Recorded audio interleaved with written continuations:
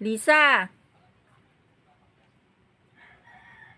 Salmo 91, 1-16.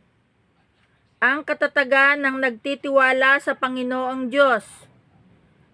Siyang tumatahan sa lihim na dako ng kataas-taasan ay mananatili sa lilim ng makapangyarihan sa lahat.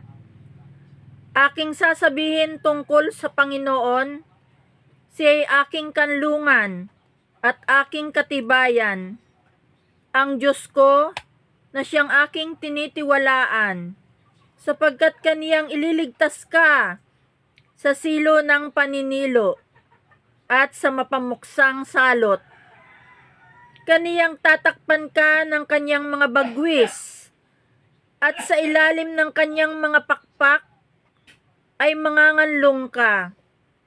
Ang kaniyang katotohanan ay kalasag at baluti.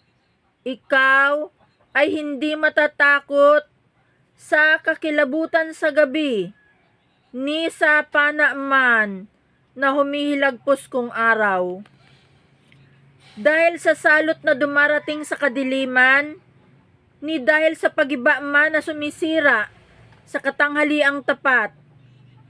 1,000 ay mabubuwal sa iyong siping, at 10,000 sa iyong kanan, ngunit hindi lalapit sa iyo. Iyong mamamasdan lamang ng iyong mga mata, at iyong makikita ang ganti sa masama, sapagkat ikaw, O Panginoon, ay aking kanlungan. Iyong ginawa ang katas-taasan na iyong tahanan.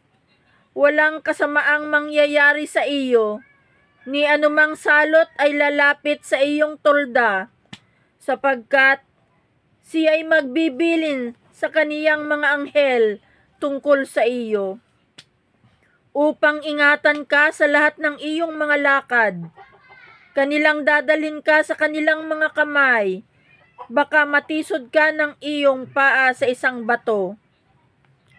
Iyong yayapakan ang leon at ang ulupong.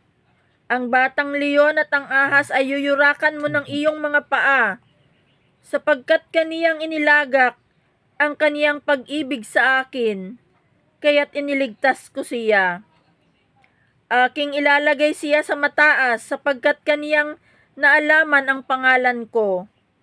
Siya'y tatawag sa akin at sasagutin ko siya. Ako'y sasakan niya sa kabagabagan. Aking ililigtas siya at pararangalan siya. Aking bubusugin siya ng mahabang buhay, at ipakikita ko sa kanya ang aking pagliligtas. Ito ang salita ng Diyos, Lisa.